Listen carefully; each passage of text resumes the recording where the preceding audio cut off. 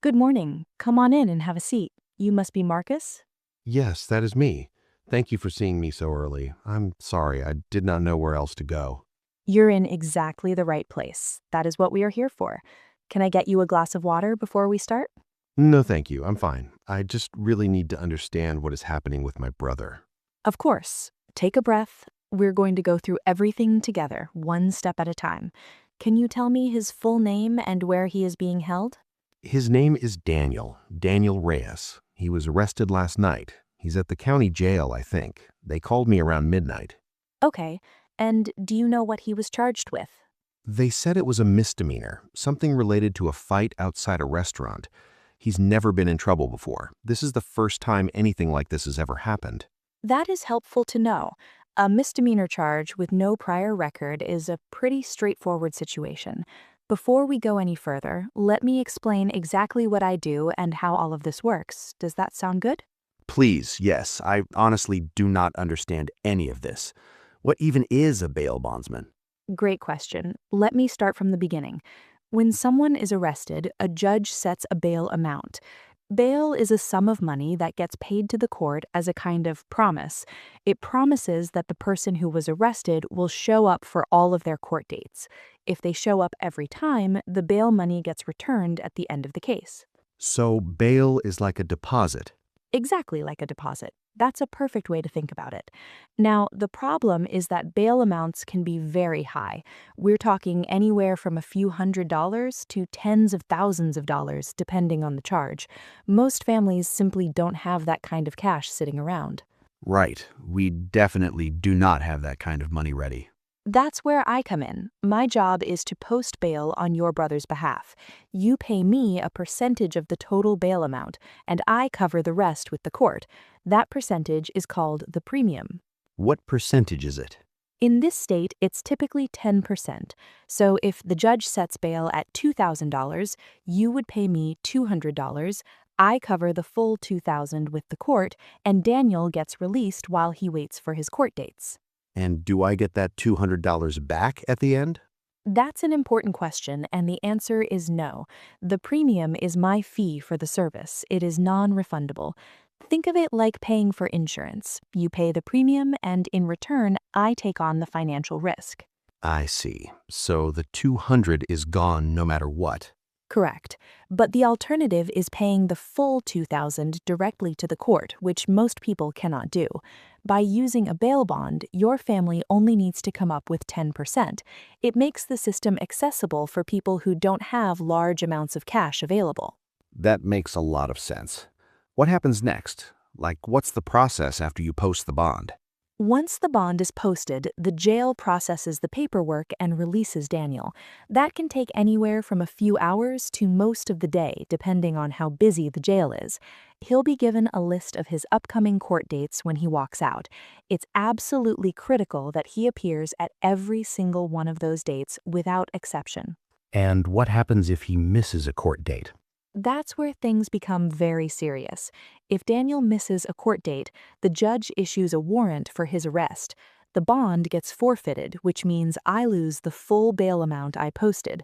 When that happens, I have the legal right to hire a bail recovery agent to locate him and bring him back into custody. A bail recovery agent. Is that the same as a bounty hunter? Yes, that's exactly right. Bail recovery agents are sometimes called bounty hunters. They're licensed professionals who are authorized to find and apprehend someone who has skipped out on their bond. It's a very real consequence, and one I always make sure my clients understand fully before we sign anything. Daniel would never do that. He's scared, but he's not stupid. He knows he needs to show up. I believe you, and honestly, most people do show up, especially first-time situations like this one, but it's my responsibility to explain all of the possibilities so there are no surprises later. No, I appreciate that. I want to understand everything. What about collateral? Someone mentioned that word to me on the phone last night, and I didn't know what it meant. Good that you asked. Collateral is something of value that you put up as security for the bond. It could be a car, jewelry, property, or other assets. Not every bond requires collateral. For smaller bail amounts with straightforward cases, the premium alone is often enough. For larger amounts or higher risk situations, I may ask for collateral to protect myself financially. So, for Daniel's situation, do you think collateral will be needed? It depends on the exact bail amount the judge sets. We don't have that number yet. Once we know the amount, I can tell you right away whether collateral will be required. In many misdemeanor cases with first-time offenders, it is not necessary. That's a relief. We don't have a lot of assets either. Is there anything else I need to bring or arrange? You'll need to be the co-signer on the bond. That means you're signing an agreement that makes you financially responsible if Daniel doesn't appear in court. As a co-signer, you're promising to cover any losses if things go wrong. It's a serious commitment, and I never want anyone to sign without fully understanding what they are agreeing to. So, if he runs, I'm on the hook for the money. That's correct. You would be responsible for the full bail amount. That's why it's important to be honest with yourself about whether the person you're bailing out is reliable. In your case, you clearly know your brother well. Trust your instincts. I trust him completely. He was just in the wrong place at the wrong time. He wants to sort this out and move on with his life. That's exactly what this process is designed for him to allow to do. It lets him go home, go back to work, take care of his responsibilities, and handle his legal situation from outside of a jail cell. That's the whole point of the bail system. How long does a case like this usually take to resolve? Misdemeanor cases vary quite a bit. Some resolve in a few weeks, others take several months depending on the court schedule and whether a plea deal is reached or if it goes to trial. During that entire time, the bond stays active, and Daniel must remain available and responsive. What does he need to do while he's out on bond? Are there any restrictions? Great question. Typically, for a misdemeanor, he'll simply need to appear at all scheduled court dates. In some cases, the judge may add conditions such as staying within the state, checking in regularly, or avoiding contact with certain people involved in the incident. His attorney will explain all of that clearly. He doesn't have an attorney yet. Should he get one right away? Yes, absolutely. Getting legal representation as soon as possible is one of the best things he can do for himself. A good attorney can sometimes negotiate the charges, reduce penalties, or in some cases, get charges dropped entirely. An attorney also makes sure Daniel knows exactly what is expected of him at every stage of the process. Can you recommend someone? I can give you a few names of attorneys who have worked with my clients in the past. I want to be clear that I am not affiliated with any of them.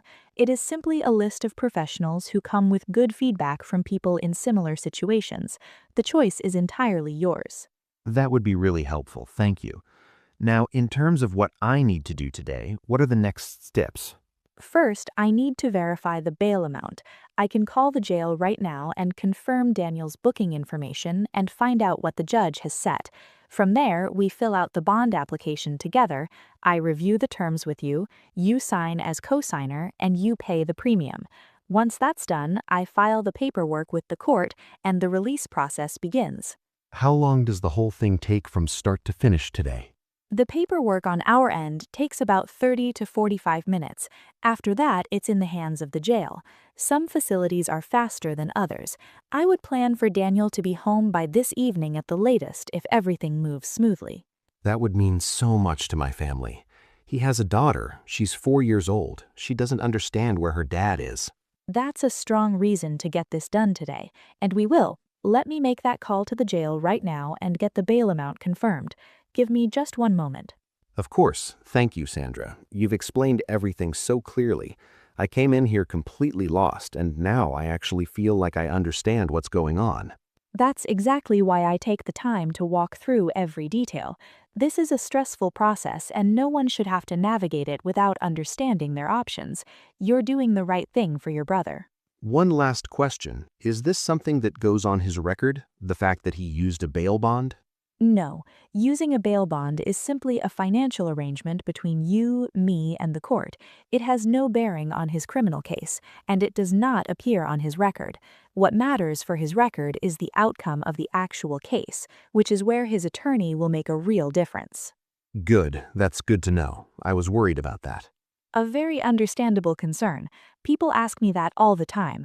The bond is purely administrative. It's about securing his release, nothing more. I feel so much better knowing that. Thank you for being patient with all my questions. Every single question you asked was the right question. There is no such thing as a silly question in this office. People come in here scared and confused, and it's my job to make sure they leave informed and confident. You did great. I really appreciate that. Okay, let's do this. Let's get my brother home. Let's get your brother home. Give me 1 minute to make this call, and we'll get started on the paperwork right away. Thank you, Sandra. Genuinely, thank you. That's what we're here for, every single day.